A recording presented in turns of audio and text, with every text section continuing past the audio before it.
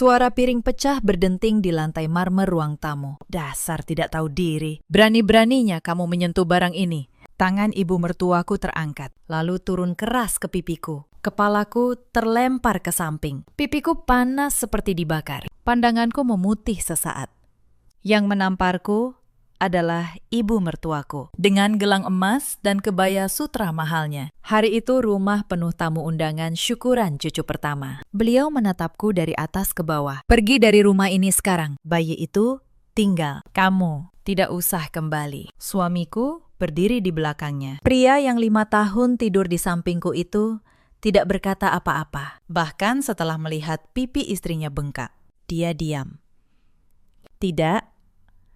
Dia malah menyunggingkan senyum tipis. Senyum yang seakan berkata, rasakan.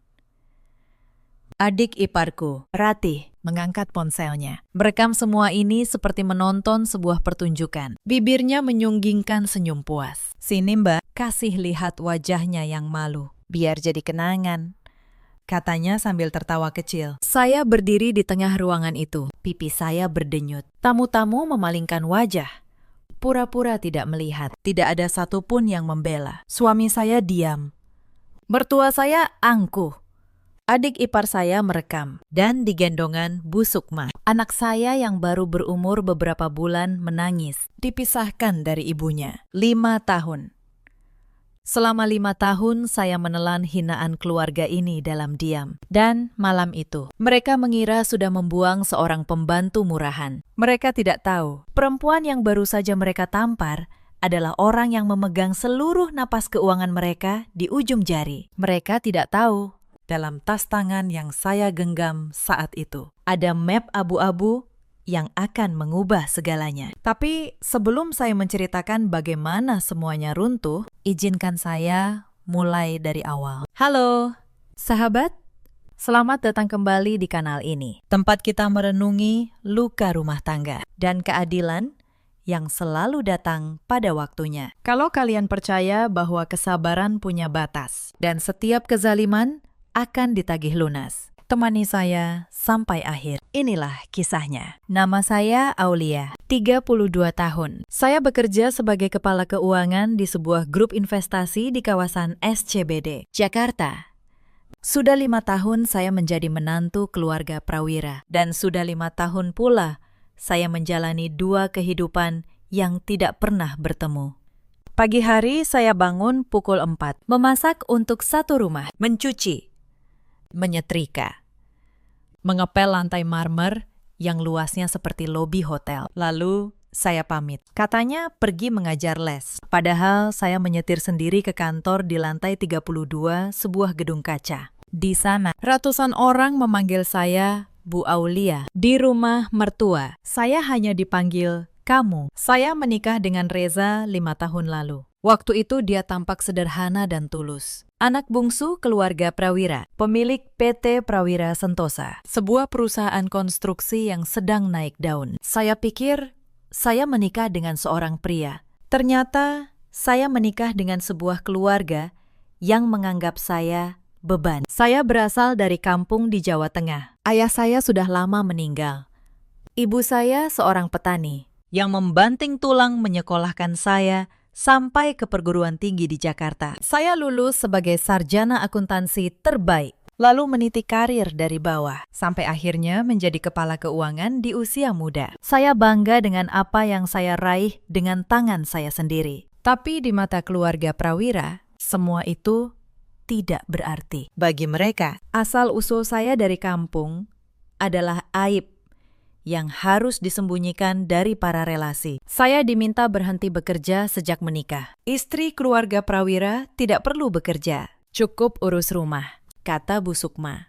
Saya pura-pura menurut. Saya pura-pura menjadi ibu rumah tangga. Padahal, diam-diam, saya tetap bekerja dan menyimpan identitas itu rapat-rapat. Sejak hari pertama, ibu mertua saya, Bu Sukma, menatap saya seperti menatap noda di taplak putih. Orang tuamu cuma petani di kampung, kan?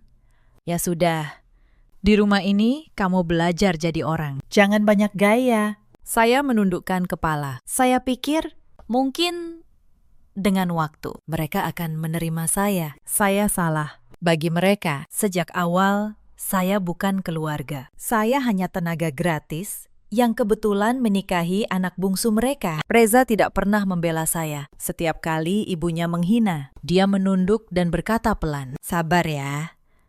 Mama memang begitu. Nanti juga baik." Kakak ipar saya, Mas Bayu, sibuk dengan utang, judi, dan minumannya. Dan adik ipar saya, Ratih, 28 tahun, adalah yang paling pintar memutar lidah. Dialah yang selalu membisikkan racun ke telinga ibunya. "Mama, uang belanja bulan ini jangan dipegang dia. Nanti dia kantongi diam-diam. Orang kampung kan begitu." Padahal setiap rupiah belanja rumah ini, sayalah yang menalanginya. Dari gaji yang mereka tidak pernah tahu jumlahnya. Suatu malam di tahun kedua pernikahan, Reza pulang larut.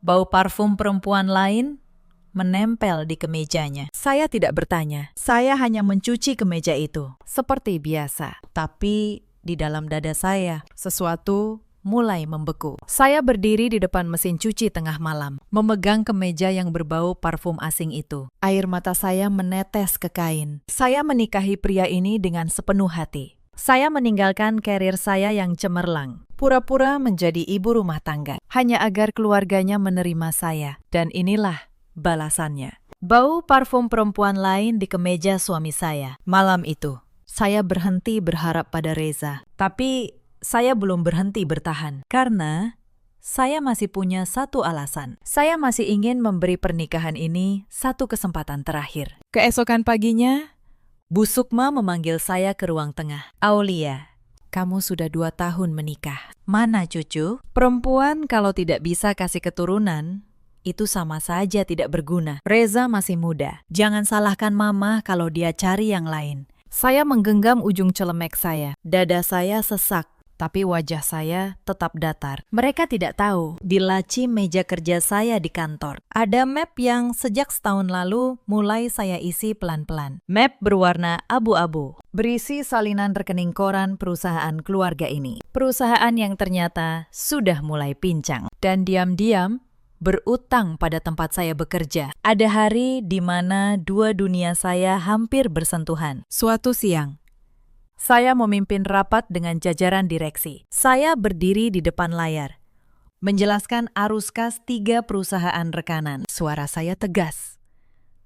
Setiap orang di ruangan itu mendengarkan dengan serius. Mereka memanggil saya Bu Aulia dan menunggu keputusan saya. 2 jam kemudian, saya sudah berdiri di dapur rumah mertua, mengenakan celemek, mengupas bawang, sambil mendengar Bu Sukma berteriak bahwa sambal buatan saya terlalu asin. "Otakmu di mana sih? Masak begini saja tidak becus. Pantas saja orang tuamu cuma petani." Saya menunduk dan minta maaf. Tangan saya yang siang tadi menandatangani persetujuan dana puluhan miliar. Sore itu mengaduk sambal sambil meminta maaf. Tidak ada yang tahu. Itulah hidup ganda yang saya jalani selama 5 tahun. Kalian mungkin bertanya, kenapa saya bertahan? Kenapa perempuan dengan jabatan dan penghasilan seperti saya rela diperlakukan seperti pembantu? Jawabannya sederhana.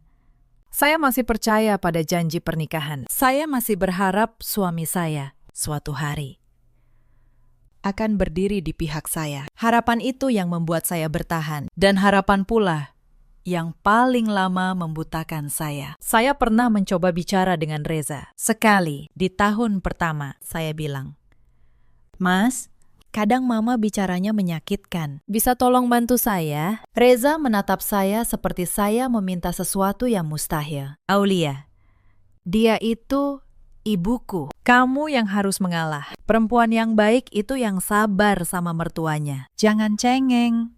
Sejak itu, saya berhenti meminta tolong. Saya mengerti, di rumah ini saya sendirian.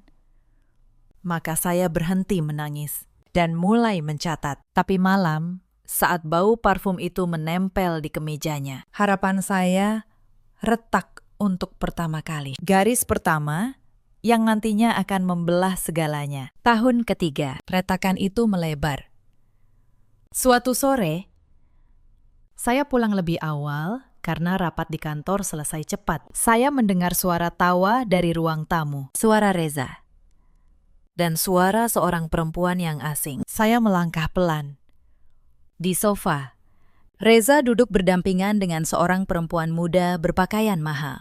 Tangan mereka bersentuhan. Bu Sukma duduk di seberang mereka, tersenyum lebar. Senyum yang tidak pernah sekalipun beliau berikan kepada saya. Nah, ini baru calon menantu idaman mama. Anak orang, bukan dari kampung. Saya berdiri di ambang pintu. Kantong belanja masih di tangan saya. Untuk sesaat, ruangan itu hening. Lalu, Bu Sukma menoleh ke arah saya dan wajahnya berubah dingin. Kenapa pulang cepat? Sana ke dapur. Buatkan teh untuk tamu. Tamu di rumah yang setiap ubinnya saya pel. Di hadapan suami yang menggandeng tangan perempuan lain. Saya disuruh membuat teh. Saya berbalik ke dapur. Tangan saya gemetar saat menuang air panas. Tapi saya tidak menangis. Air mata saya sudah habis di tahun kedua. Yang tersisa hanya satu hal. Perhitungan. Perempuan itu bernama Sasha. Anak seorang pengusaha yang katanya bisa menyuntikkan modal ke perusahaan keluarga Prawira yang mulai goyah. Saya mengerti sekarang, bagi keluarga ini, pernikahan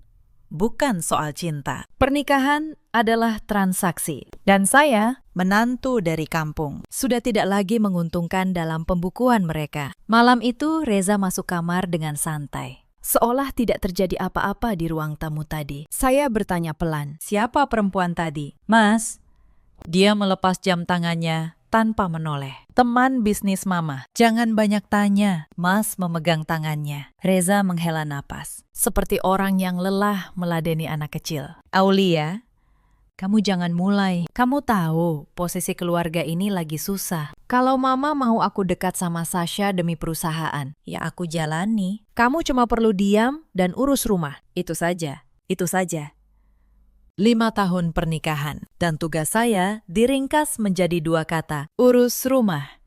Saya berbaring memunggunginya. Di kegelapan, mata saya terbuka lebar. Saya teringat map abu-abu di laci kantor. Saya teringat angka-angka yang setiap hari melintas di layar komputer saya. Dan untuk pertama kalinya, dalam 5 tahun, saya tersenyum di dalam gelap karena mereka lupa satu hal. Perusahaan keluarga Prawira yang sedang susah itu, sumber pinjaman daruratnya adalah grup tempat saya bekerja dan yang menandatangani persetujuan setiap pencairan dana, yang memeriksa setiap aliran rupiah masuk dan keluar adalah saya. Pernah suatu kali, 2 dunia saya nyaris bertabrakan. Reza datang ke kantor pusat grup kami untuk sebuah pertemuan. Mewakili PT Prawira Sentosa. Saya melihatnya dari lantai atas, melalui dinding kaca. Jantung saya berdebar. Kalau dia naik 1 lantai lagi, dia akan melihat papan nama di pintu ruangan saya. Dia akan tahu siapa istrinya sebenarnya. Saya menahan napas. Saya meminta sekretaris saya mengatur agar pertemuan itu dipindahkan ke lantai bawah.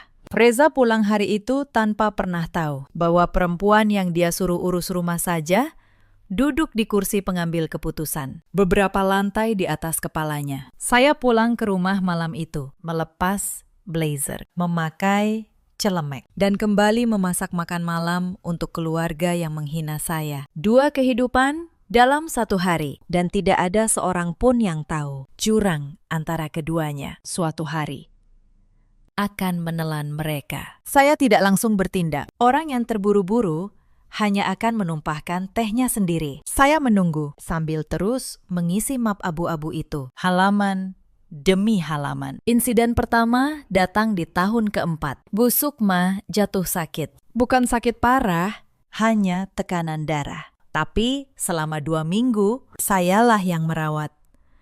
Mengganti popok, menyuapi, begadang. Reza tidak pernah sekalipun masuk ke kamar ibunya. Prati hanya datang membawa buah, berfoto untuk media sosial, lalu pergi. Saya begadang malam demi malam, mengompres dahi beliau, menyuapi bubur sesendok demi sesendok. Saya melewatkan rapat penting di kantor demi merawat perempuan yang tidak pernah menganggap saya manusia. Saya pikir mungkin kali ini kebaikan saya akan meluluhkan hatinya. Saya salah lagi. Saat Bu Sukma sembuh, Hal pertama yang beliau lakukan adalah memanggil saya, Aulia, selama Mama sakit. Banyak perhiasan Mama yang hilang. Kamu yang terakhir pegang lemari Mama. Jadi, kamu pasti tahu sesuatu. Saya menatap beliau.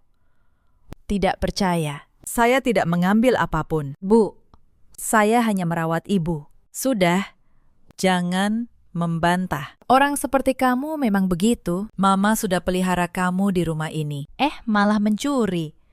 Mama potong saja uang belanja kamu sampai lunas. Belakangan, perhiasan itu ternyata digadaikan sendiri oleh Mas Bayu untuk membayar utang judinya. Tapi tidak ada yang meminta maaf kepada saya. Tuduhan itu dibiarkan menggantung. Seakan saya memang pencuri. Uang belanja yang sebenarnya uang saya sendiri tetap dipotong. Saya hanya mengangguk. Di dalam hati, saya mencatat. Halaman baru di map abu-abu. Insiden kedua, suatu malam. Mas Bayu pulang dengan wajah pucat. Para penagih utang menggedor pintu. Hutang judinya menggunung. Bu Sukma panik dan tahu apa solusi keluarga ini. Aulia, kamu kan pegawai. Pinjam uang ke kantor kamu. 50 juta untuk bayar utang Bayu. Ini kan demi keluarga. Demi keluarga. Kata yang selalu mereka pakai saat butuh kantong saya. Saya berkata bahwa saya tidak punya uang sebanyak itu. Bu Sukma membanting gelas. Tidak berguna. Menantu macam apa kamu? Suami susah, keluarga susah. Kamu cuma bisa diam, padahal sebenarnya dengan satu tanda tangan di kantor, saya bisa mencairkan jumlah 100 kali lipat dari itu. Tapi saya tidak akan menggunakan kuasa saya untuk menutupi kerakusan keluarga ini. Saya menundukkan kepala dan menerima makian itu. Malam itu, di kamar, saya mendengar Bu Sukma dan Reza berbisik. Bagaimana kalau kita jodohkan Reza dengan anak pengusaha yang bisa kasih modal? Si Aulia ini sudah tidak ada gunanya. Mereka membicarakan perceraian saya, seolah membicarakan cuaca. Saya berbaring memunggungi pintu. Mata terbuka. Saya diam. Tapi diam saya bukan kelemahan. Diam saya adalah perhitungan yang sedang menunggu waktunya. Beberapa minggu setelah itu, Reza mengubah satu hal lagi. Selama ini, gaji bulanan kami dikelola bersama. Tapi suatu pagi, dia berkata bahwa mulai sekarang, semua keuangan rumah dia yang pegang. Dia hanya akan memberi saya uang harian. Berapa? Mas, tanya saya. 200.000 sehari. Itu cukup untuk belanja dapur. Sisanya, aku yang atur. Kamu kan tidak perlu uang banyak. Mau kemana juga? Di rumah saja. 200.000 sehari. Untuk perempuan yang gajinya puluhan juta sebulan, dari kantor yang tidak mereka ketahui. Saya menerima uang itu tanpa berkata apa-apa, karena saya tahu kemana sisa uang itu pergi. Beberapa hari kemudian, saya melihat tagihan kartu kredit Reza tergeletak di meja. Restoran mahal, hotel, toko perhiasan perempuan. Semuanya di tanggal-tanggal saat dia bilang sedang lembur. Uang yang katanya untuk mengatur rumah tangga dipakai untuk bersenang-senang dengan Sasha. Saya memotret tagihan itu. Halaman baru di map abu-abu. Saya tidak marah. Saya hanya mencatat karena saya tahu semakin banyak yang mereka ambil dengan tangan kiri, semakin berat tagihan yang akan saya serahkan dengan tangan kanan. Insiden ketiga lebih menyakitkan. Reza mulai terang-terangan membawa Sasha ke rumah. Mereka makan malam bersama keluarga di meja yang saya siapkan. Saya berdiri di sudut dapur, menatap kursi saya diduduki perempuan lain. Bu Sukma tertawa renyah. Sasha, nanti kalau kamu jadi istri Reza, rumah ini akan jauh lebih terhormat, bukan seperti sekarang. Sasha melirik saya, lalu tersenyum manis. Mbak, tolong tambah sambelnya ya. Yang ini kurang pedas. Saya mengambil piring itu ke dapur. Di belakang saya, terdengar tawa mereka. Reza menceritakan rencana liburan ke luar negeri bersama Sasha. Bu Sukma menimpali dengan rencana pernikahan mereka. Seolah saya, istri sahnya, tidak ada di ruangan itu. Seolah saya hanya perabot di sudut. Saat saya membawa sambal kembali, Sasha sengaja menyenggol gelas hingga air tumpah ke lantai. Ups, Mbak. Tolong dilap ya, licin nanti, bahaya. Saya berlutut, mengelap lantai di dekat kaki perempuan yang merebut suami saya, di hadapan mertua yang tersenyum puas. Tangan saya bergerak mengelap, tapi pikiran saya jernih. Saya menghitung. Beberapa bulan lagi, semua dokumen akan lengkap. Saya hanya perlu bersabar sedikit lagi. Saya mengambil piring itu. Tangan saya tenang sekarang, tidak lagi gemetar. Karena saya sudah tahu setiap penghinaan ini suatu hari akan saya bacakan kembali di hadapan mereka semua. Insiden keempat datang di hari raya, Lebaran tahun itu. Rumah keluarga Prawira penuh sanak saudara. Saya bangun pukul 3 pagi, memasak opor ayam, rendang, dan ketupat untuk 20 orang. Punggung saya nyeri, tapi tidak ada yang menawarkan bantuan. Saat semua duduk makan, Bu Sukma memperkenalkan saya kepada para kerabat. Ini menantu saya, dari kampung. Untung dia rajin, jadi tidak perlu bayar pembantu. Para kerabat tertawa. Saya berdiri di belakang, masih dengan celemek, menuangkan minuman. Salah seorang bibi bahkan menyodorkan piring kotornya kepada saya tanpa menoleh. Seolah saya memang pelayan. Ratih, adik ipar saya, mengangkat ponselnya dan diam-diam merekam saya yang sedang mencuci tumpukan piring di dapur. Malamnya, saya menemukan video itu sudah ia unggah ke media sosialnya dengan keterangan yang mempermalukan. Menantu rajin keluarga kami. Hihi. Disertai tawa-tawa di kolom komentar teman-temannya. Saya menatap layar itu lama. Saya tidak membalas. Tapi saya menyimpan tautannya. Saya tahu. Suatu hari, rekaman yang dibuat untuk mempermalukan saya akan berbalik mempermalukan orang yang membuatnya. Internet tidak pernah lupa, dan karma punya ingatan yang lebih panjang dari siapapun. Saya teringat ibu saya di kampung. Hari itu beliau sendirian, merayakan Lebaran tanpa anaknya. Saya pernah meminta izin pulang menengok ibu saat hari raya. Tapi setiap tahun, permintaan itu ditolak. Pulang kampung. Untuk apa? Di sini, kamu masih banyak kerjaan. Lagi pula, malu mama kalau ketahuan menantu mama pulang ke gubuk petani, kata Bu Sukma. Insiden kelima adalah yang paling menyakitkan hati saya. Suatu kali, ibu saya yang sudah lama merindukan saya, nekat datang ke Jakarta. Beliau membawa hasil kebun, ubi dan pisang, oleh-oleh sederhana dari kampung. Beliau berdiri di depan pagar rumah mewah itu, dengan baju terbaiknya yang lusuh. Bu Sukma melihat dari jendela. Beliau tidak membukakan pintu. Beliau menyuruh satpam menyampaikan pesan. Bilang, Bu Sukma sedang ada tamu penting. Tidak bisa terima tamu dari kampung. Suruh pulang saja. Ibu saya berdiri lama di depan pagar, lalu menitipkan oleh-oleh itu kepada satpam dan pergi. Saya baru tahu kejadian itu malam harinya dari Mbak Asih. Saya mengunci diri di kamar belakang, dan untuk pertama kalinya dalam bertahun-tahun, saya menangis sampai pagi. Bukan untuk diri saya, tapi untuk ibu saya, yang harga dirinya diinjak hanya karena melahirkan anak perempuan yang menikah dengan keluarga salah. Esok paginya, mata saya kering, dan map abu-abu di laci kantor bertambah 1 halaman lagi. Saya menulis di pikiran saya dengan tinta yang tidak akan pernah luntur. Suatu hari, perempuan yang menutup pintu untuk ibu saya akan kehilangan seluruh pintunya sendiri. Insiden ke-6, saya hamil. Seharusnya itu kabar bahagia, tapi di rumah ini tidak ada yang bahagia. Bu Sukma menatap perut saya dengan curiga. Hamil. Sekarang. Justru di saat Reza mau dijodohkan dengan Sasha. Kamu sengaja ya, biar tidak diceraikan. Saya tidak menjawab. Saya membelai perut saya sendiri. Anak ini satu-satunya hal murni di rumah penuh racun ini. Selama hamil, beban saya tidak berkurang. Saya tetap memasak, mencuci, mengepel, sambil menahan mual, sambil menahan punggung yang nyeri. Reza tidur di kamar terpisah, agar katanya tidak terganggu. Di kantor, rekan-rekan saya menyuruh saya cuti, tapi saya tidak bisa. Kalau saya cuti panjang, 2 dunia saya bisa bertabrakan, dan saya belum siap. Maka saya tetap bekerja sampai bulan ke-9, memimpin rapat dengan perut besar di siang hari, lalu pulang menyiapkan makan malam di rumah mertua pada malam hari. Suatu malam menjelang melahirkan, saya hampir pingsan di dapur. Saya berpegangan pada meja. Napas saya tersengal. Bu Sukma lewat, melihat saya.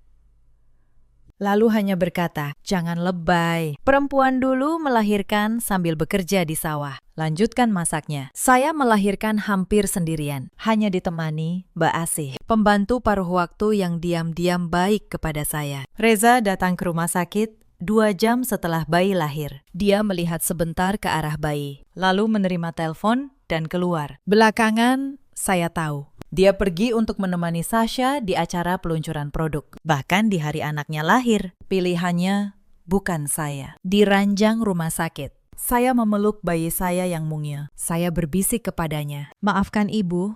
Nak, ibu sudah terlalu lama diam. Tapi mulai sekarang, ibu tidak akan membiarkan siapapun menyakitimu." Insiden ke-7 terjadi seminggu setelah saya pulang membawa bayi. Saya menemukan kunci kamar saya diganti. Barang-barang saya dipindahkan ke kamar pembantu di belakang, dekat dapur. Bu Sukma berdiri di lorong dengan tangan terlipat. Bayi tinggal di kamar utama bersama mama. Kamu di belakang saja. Toh kamu cuma menyusui. Setelah itu, kami yang urus. Kami tidak mau cucu mama besar dengan didikan orang kampung. Mereka ingin mengambil anak saya. Itulah garis yang akhirnya mereka langgar selama 5 tahun. Saya menelan setiap hinaan untuk diri saya sendiri. Tapi anak saya tidak akan pernah. Malam itu, saya duduk di kamar pembantu, memeluk bayi saya yang tertidur. Lalu, saya membuka laptop. Saya membuka map digital yang selama 4 tahun saya susun. Rekening koran, PT Prawira Sentosa, aliran dana proyek fiktif, tanda tangan Bu Sukma di atas pencairan yang tidak pernah masuk ke proyek manapun. Semuanya tersimpan rapi, hitam di atas putih. Perusahaan keluarga ini sudah lama membusuk dari dalam. Bu Sukma dan Reza menggelapkan dana investor melalui proyek-proyek yang hanya ada di atas kertas. Dan modal talangan yang menahan mereka tetap berdiri selama 2 tahun terakhir. Berasal dari grup tempat saya bekerja. Pinjaman 100 miliar, yang setiap pencairannya melewati meja saya. Saya teringat hari pertama saya menyadari semuanya. Setahun lalu, sebuah berkas pinjaman PT Prawira Sentosa masuk ke meja saya untuk ditinjau. Saya hampir tidak percaya saat membaca namanya. Perusahaan mertua saya. Saya bisa saja menolak menanganinya. Tapi saya tidak. Saya justru meminta untuk memegang berkas itu sendiri. Karena saya tahu, di balik angka-angka itu, ada cerita yang harus saya ungkap. Selama setahun, saya mempelajari setiap transaksi. Saya menelusuri kemana dana proyek mengalir. Saya menemukan rekening-rekening pribadi. Saya menemukan proyek yang alamatnya hanya tanah kosong. Saya menyusun semuanya, pelan-pelan, tanpa seorang pun tahu. Bukan untuk menjebak, tapi karena kalau suatu hari ini terbongkar, saya tidak mau ikut tenggelam sebagai orang yang menutup mata. Mereka mengira saya pembantu. Padahal saya adalah tangan yang selama ini menahan mereka agar tidak jatuh. Dan tangan itu kapan saja bisa saya tarik. Saya menatap bayi saya yang tertidur. Saya membelai pipinya. Lalu saya mengetik pesan kepada atasan saya, meminta waktu untuk bertemu esok pagi. Malam itu, untuk pertama kalinya dalam 5 tahun, saya tidur nyenyak. Insiden ke-8. Keesokan paginya, saya menemui atasan saya, Pak Direktur Utama. Saya menyerahkan map abu-abu itu. Saya menjelaskan setiap halaman dengan tenang, sebagai kepala keuangan, bukan sebagai menantu. Pak Direktur membaca lama, wajahnya mengeras. Bu Aulia, kalau ini benar, perusahaan kita sedang dibohongi dalam skala besar. Kita harus tarik pinjaman dan lapor ke pihak berwenang. Saya tahu. Pakistan, jawab saya. Saya sudah menyiapkan semua dokumennya, audit lengkap, tinggal dijalankan. Saya tidak melakukan ini karena dendam pribadi semata. Saya melakukan ini karena yang mereka lakukan adalah kejahatan dan kebetulan, keadilan dan keadilan saya kali ini berjalan ke arah yang sama. Insiden ke-9. 3 hari kemudian, surat resmi dari grup kami dikirim ke PT Prawira Sentosa. Penarikan seluruh fasilitas pinjaman dalam 7 hari, disertai pemberitahuan bahwa hasil audit internal akan diserahkan kepada pihak berwajib. Di rumah, kepanikan pecah. Bu Sukma berteriak-teriak menelepon. Reza pucat pasi, bolak-balik di ruang tamu. Mas Bayu menghilang entah kemana. Tidak ada satupun dari mereka yang tahu bahwa surat yang menghancurkan mereka itu ditandatangani persetujuannya oleh perempuan yang tidur di kamar pembantu mereka. Kenapa bisa begini? Siapa yang membongkar? Bu Sukma berteriak histeris. Pasti ada pengkhianat di antara kita. Saya berdiri di dapur, menggendong bayi saya, dan diam. Pengkhianat. Mereka bahkan tidak sadar pengkhianatan yang sebenarnya sudah mereka lakukan kepada saya selama 5 tahun. Selama 3 hari itu, rumah berubah menjadi neraka. Telepon berdering tanpa henti. Para investor menuntut penjelasan. Bu Sukma menelepon ke sana kemari, mencoba mencari pinjaman baru untuk menutupi lubang. Tapi tidak ada yang mau. Kabar tentang audit sudah menyebar di kalangan pengusaha. Nama Prawira menjadi racun. Reza pulang larut setiap malam, mabuk. Sasha tidak lagi menjawab teleponnya. Keluarga pengusaha yang dijanjikan akan menyuntikkan modal menghilang begitu mendengar perusahaan dalam masalah hukum. Modal itu ternyata tidak pernah benar-benar ada. Hanya umpan untuk masuk ke keluarga yang mereka kira kaya. Saya menyaksikan semuanya dari kamar belakang dengan tenang. Saya tidak melakukan apa-apa lagi. Saya hanya membiarkan kebusukan yang mereka tanam sendiri tumbuh dan memakan mereka. Insiden ke-10 adalah pemicu terakhir untuk menyelamatkan muka di tengah krisis. Keluarga ini memutuskan tetap menggelar pesta besar, syukuran kelahiran cucu, sekaligus. Diam-diam. Pengumuman pertunangan Reza dengan Sasha. Mereka ingin menunjukkan kepada para relasi bahwa keluarga Prawira masih kokoh. Dan di pesta itu, saya direncanakan untuk diusir secara terhormat. Disuruh pergi diam-diam sebelum tamu penting datang. Aulia, kata Bu Sukma sehari sebelum pesta. Besok kamu jangan muncul. Tinggal di kamar belakang. Bayi, biar mama yang gendong di depan tamu. Kamu sudah bukan bagian dari keluarga ini lagi. Surat cerai sudah disiapkan Reza. Tinggal kamu tanda tangan. Saya menerima map surat cerai itu. Saya membukanya. Di dalamnya tertulis bahwa saya menyerahkan hak asuh anak kepada keluarga Prawira. Mereka bukan hanya ingin membuang saya. Mereka ingin merampas anak saya dan menjadikan saya pergi tanpa apa-apa. Saya membaca kalimat itu pelan-pelan. Lalu saya tersenyum. Senyum pertama saya yang tulus dalam 5 tahun. Baik, Bu, kata saya pelan. Besok, di pesta, saya akan tanda tangan di depan semua tamu. Bu Sukma mengerutkan dahi. Heran melihat saya begitu tenang, tapi beliau tidak curiga. Beliau mengira pembantu sudah pasrah. Beliau tidak tahu. Besok malam, di hadapan seluruh relasi bisnisnya, semua yang selama ini ia kubur akan saya bongkar satu persatu. Malam itu, saya menelpon atasan saya. Saya bilang, besok adalah waktunya. Saya juga menelpon pengacara perusahaan, memastikan semua langkah hukum sudah siap. Lalu saya menyiapkan satu tas kecil, berisi pakaian saya dan anak saya. Saya menatap bayi saya yang tertidur pulas. Besok, bisik saya, kita pergi dari sini. Untuk selamanya. Saya tidak bisa tidur malam itu. Bukan karena takut, tapi karena 5 tahun beban di dada saya. Akhirnya, besok akan saya letakkan. Malam pesta tiba. Rumah keluarga Prawira berubah jadi panggung kemewahan. Lampu kristal menyala. Para pelayan catering hilir mudik. Tamu-tamu penting berdatangan. Direktur perusahaan rekanan, ibu-ibu arisan, kolega bisnis. Bu Sukma berdiri di tengah ruangan dengan kebaya sutra dan gelang emasnya, tertawa anggun. Menyambut setiap tamu, seolah hidupnya tidak sedang runtuh. Saya turun dari kamar belakang, tapi bukan dengan daster lusuh. Saya mengenakan setelan blazer biru tua yang selama ini saya simpan di dasar koper, di tempat yang tidak pernah dilihat siapapun. Setelan yang dijahit khusus, yang saya pakai saat memimpin rapat Dewan Direksi. Lebih mahal dari semua perhiasan yang dikoleksi Bu Sukma. Rambut saya tertata rapi, wajah saya tenang.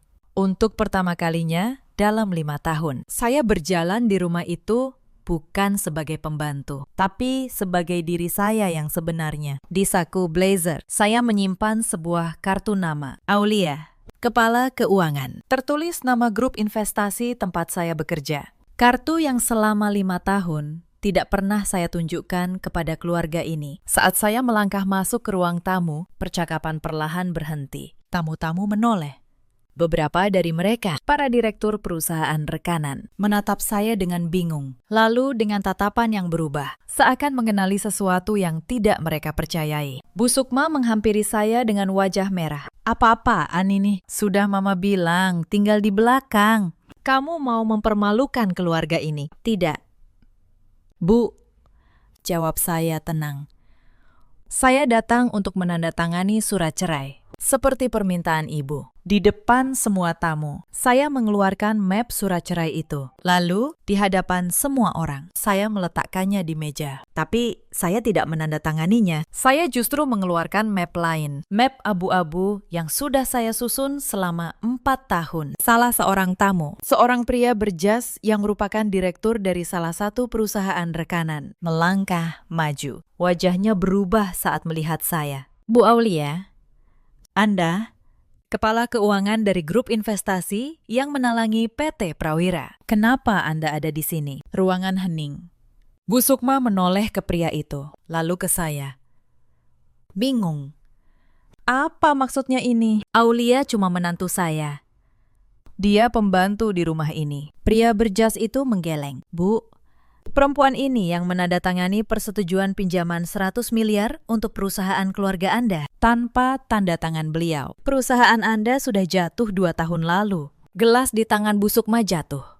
Pecah di lantai marmer. Suara yang sama dengan suara piring yang dulu beliau lemparkan ke arah saya. Saya membuka map abu-abu. Suara saya jernih, terdengar ke seluruh ruangan. Para tamu sekalian, saya minta maaf mengganggu pesta ini. Tapi ada hal yang harus saya sampaikan. Karena banyak dari Anda adalah investor di PT Prawira Sentosa. Saya mengangkat lembar pertama. Ini rekening koran perusahaan. Selama 2 tahun terakhir, dana investor dialirkan ke 7 proyek konstruksi. Tapi setelah saya audit, 7 proyek itu tidak pernah ada. Hanya nama di atas kertas. Dananya lebih dari 70 miliar masuk ke rekening pribadi. Saya membalik lembar berikutnya. Dan ini, tanda tangan yang menyetujui setiap pencairan. Tanda tangan Ibu Sukma Prawira dan suaminya, Reza Prawira. Tamu-tamu mulai berbisik. Beberapa direktur berdiri. Wajah mereka geram.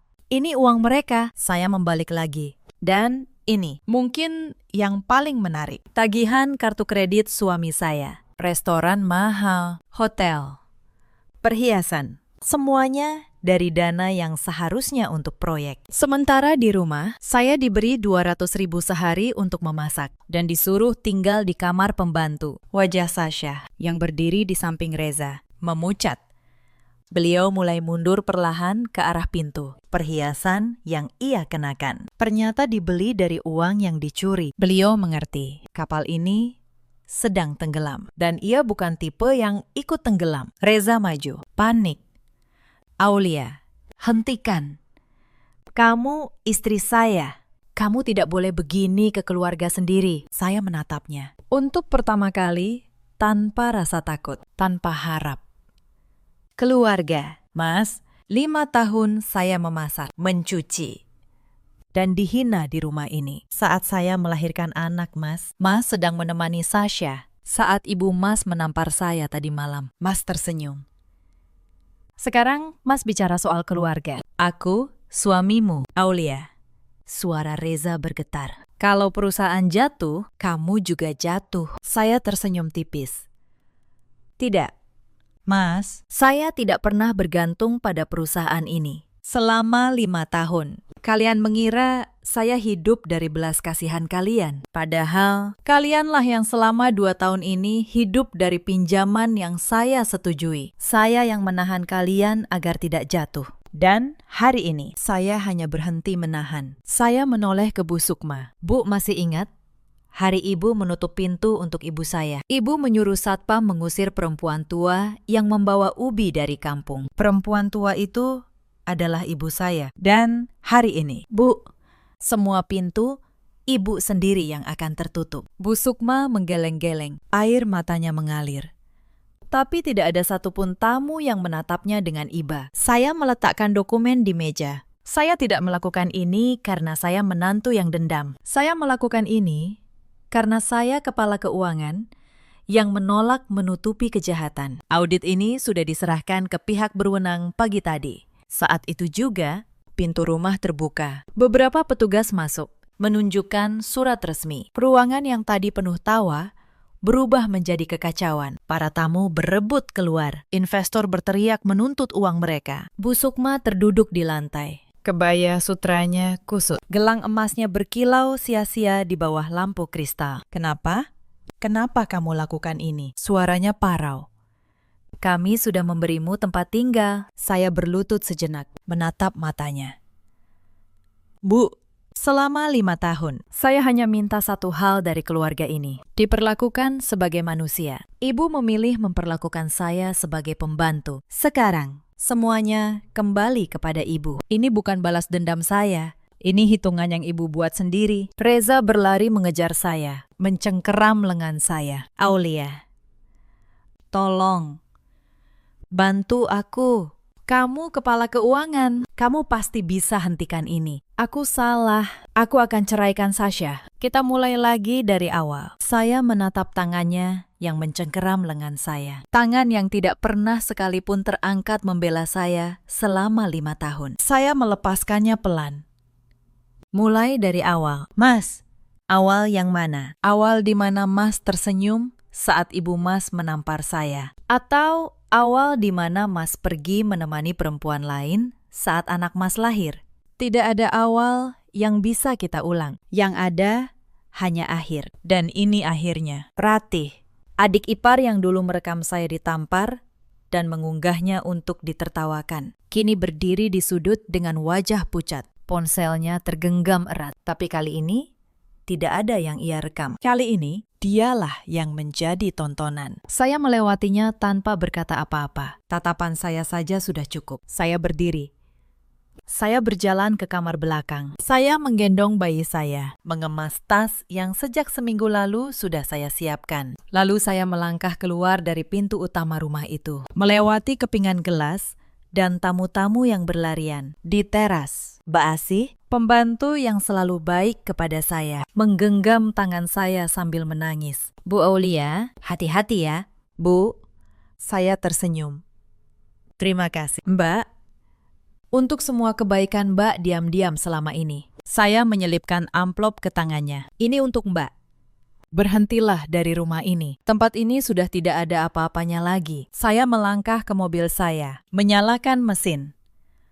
Dan untuk pertama kalinya dalam 5 tahun, saya menyetir pulang ke rumah yang benar-benar milik saya. Apartemen tenang di kawasan Kuningan, yang selama ini saya simpan tanpa sepengetahuan siapapun. Di sepanjang jalan, anak saya tertidur di kursi belakang. Lampu kota Jakarta berkilau di kaca jendela. Saya tidak menangis. Saya tidak marah. Yang saya rasakan hanya satu hal yang sudah lama hilang. Kebebasan. Saat saya membuka pintu apartemen, hawa sejuk menyambut. Tidak ada lemari yang harus saya bersihkan untuk orang lain. Tidak ada makian yang menunggu. Tidak ada celemek yang harus saya pakai sebelum subuh. Saya membaringkan anak saya di kamar yang sudah lama saya siapkan untuknya. Kamar dengan dinding biru muda dan lampu tidur berbentuk bulan. Saya duduk di tepi ranjangnya, menatap wajahnya yang damai. Kita sudah sampai, Nak, bisik saya. Mulai sekarang, tidak ada yang akan menyebut ibumu pembantu lagi. Malam itu, saya tidur di ranjang saya sendiri. di rumah saya sendiri. Untuk pertama kalinya sebagai seorang ibu yang merdeka. 6 bulan berlalu. Pagi itu saya duduk di balkon apartemen, menyusui anak saya sambil minum teh hangat. Ibu saya, perempuan petani sederhana yang dulu dipandang rendah, keluarga prawira, kini tinggal bersama saya. Beliau memangku cucunya dengan senyum bangga. Aulia, kata ibu sambil menyodorkan ponselnya. Coba lihat berita ini. Di layar terpampang sebuah judul. Pemilik PT Prawira Sentosa ditahan atas dugaan penggelapan dana investasi. Lebih dari 70 miliar rupiah dana investor diselewengkan. Bu Sukma dan Reza Prawira terancam hukuman bertahun-tahun penjara. Saya membaca dengan tenang. Tidak ada rasa puas yang meledak, hanya ketenangan. Mertuamu bagaimana? Tanya ibu. Rumah mewah mereka sudah disita. Bu, katanya sekarang Bu Sukma tinggal berpindah-pindah di kontrakan kecil. Gelang emas dan kebayanya entah kemana. Ibu menyesap tehnya. Lalu Reza. Sasha pergi begitu perusahaan jatuh. Modal yang dijanjikan keluarganya tidak pernah ada. Reza sekarang sendirian. Sebelum ditahan, katanya hanya mabuk-mabukan. Saya meletakkan cangkir. Dia cepat sekali memilih siapa yang dia sayang. Bu, dan ternyata tidak ada satupun yang benar-benar dia sayang, termasuk dirinya sendiri. Lalu, Ratih, tanya ibu. Adik ipar yang suka merekam itu. Saya tersenyum tipis. Video-video yang dulu dia rekam untuk mempermalukan saya, sekarang berbalik. Setelah kasus ini viral, orang-orang menemukan rekaman lama dia menertawakan saya yang ditampar. Sekarang dia yang dihujat di mana-mana. Dia bahkan menutup semua akunnya. Karma punya cara sendiri untuk menemukan setiap orang. Ibu mengangguk pelan. Dan Mbak Asih, pembantu yang baik itu, sekarang bekerja di apartemen ini. Bu, dengan gaji yang layak dan dihormati. Saya tidak akan pernah lupa. Di rumah yang penuh racun itu. Hanya dia yang memperlakukan saya seperti manusia. Ibu menggenggam tangan saya. Kamu menyesal, Nak? Saya menggeleng. Sama sekali tidak, Bu. Dulu, 5 tahun lamanya, saya ingin diakui. Saya ingin menjadi menantu yang baik. Saya percaya kalau saya cukup sabar, cukup berkorban. Suatu hari, mereka akan menerima saya sebagai keluarga. Tapi itu hanya ilusi bagi mereka sejak awal. Saya bukan keluarga, saya hanya orang yang bisa dimanfaatkan. Dan begitu saya berhenti membiarkan diri dimanfaatkan, semuanya runtuh dengan sendirinya. Saya bangkit, menggendong anak saya, dan membawanya ke balkon. Dari sana, terlihat gedung tempat saya bekerja. Berkilau di bawah matahari pagi, anak saya tertawa kecil, menggapai-gapai sinar matahari. Saya mencium pipinya. Nak, bisik saya, kamu tidak akan pernah tumbuh di rumah yang menyebut ibumu pembantu. Kamu akan tumbuh dengan kepala tegak, seperti ibumu akhirnya. Hari ini, ibu memandang wajah saya lama. Akhir-akhir ini, matamu beda. Nak, dulu selalu murung, sekarang terang. Saya tersenyum. Mungkin ibu benar. Akhir-akhir ini bangun pagi terasa ringan. Tidak ada lagi yang harus saya layani sebelum subuh. Tidak ada lagi perasaan orang yang harus saya jaga. Saya bangun di waktu saya sendiri. Saya menggendong anak saya. Saya pergi bekerja sebagai diri saya yang sebenarnya. Cerita ini mengajarkan satu hal. Kesabaran bukanlah kelemahan, tapi jangan pernah keliru menukar kesabaran dengan membiarkan diri diinjak tanpa batas. Jangan diam saat harga dirimu dirampas. Dan jangan menukar seluruh hidupmu demi pengakuan dari orang yang sejak awal tidak pernah berniat menerimamu. Di luar sana, ada banyak perempuan yang seperti saya dulu. Bangun subuh untuk melayani, menelan hinaan, demi sebuah pengakuan yang tak pernah datang. Kalian merasa harus bertahan demi rumah tangga, demi anak, demi nama baik. Tapi ingatlah, rumah yang membuatmu merasa seperti pembantu bukanlah rumah. Ada juga banyak suami seperti Reza di luar sana. Pria yang memilih diam saat istrinya disakiti, yang mengira kesetiaan istri adalah hal yang bisa diinjak kapan saja. Mereka lupa, perempuan yang sabar bukan berarti perempuan yang lemah. Dan ada pula ibu mertua seperti Bu Sukma yang mengukur seseorang dari asal-usul dan kekayaannya, bukan dari hatinya, yang lupa bahwa roda kehidupan selalu berputar. Hari ini Bu Sukma tinggal di kontrakan sempit. Reza menanti persidangannya. Dan saya, menantu kampung yang dulu mereka tampar dan usir, kini membesarkan anak saya dengan tenang, memimpin ratusan karyawan, dan hidup dengan kepala tegak. Pagi ini, setelah mengantar ibu dan anak saya kembali ke kantor. Saya melangkah masuk ke lobi gedung kaca tempat saya bekerja. Para staf menyapa saya. Selamat pagi, Bu Aulia. Saya tersenyum dan membalas sapaan mereka satu persatu. Sinar matahari menerobos masuk melalui pintu kaca yang tinggi. 5 tahun lalu, saya adalah menantu yang bangun subuh untuk memasak, menelan makian, dan tersenyum meski dihina. Saya menyembunyikan siapa diri saya demi pengakuan dari orang yang tidak pernah berniat menerima saya. Tapi sekarang berbeda. Sekarang, saya tidak perlu lagi bersembunyi. Saya tidak perlu lagi berpura-pura kecil agar orang lain merasa besar. Saya berjalan menuju lift, menekan tombol lantai tertinggi. Di cermin lift, saya melihat wajah saya sendiri. Bukan wajah pembantu yang murung, tapi wajah seorang perempuan yang akhirnya pulang ke dirinya sendiri. Pintu lift terbuka. Saya melangkah keluar dengan percaya diri. Hari ini, saya menjalani hidup saya yang sebenarnya. Hidup yang seharusnya tidak pernah saya tukar dengan pengakuan siapapun. Dalam hidup, kita selalu punya pilihan. Memilih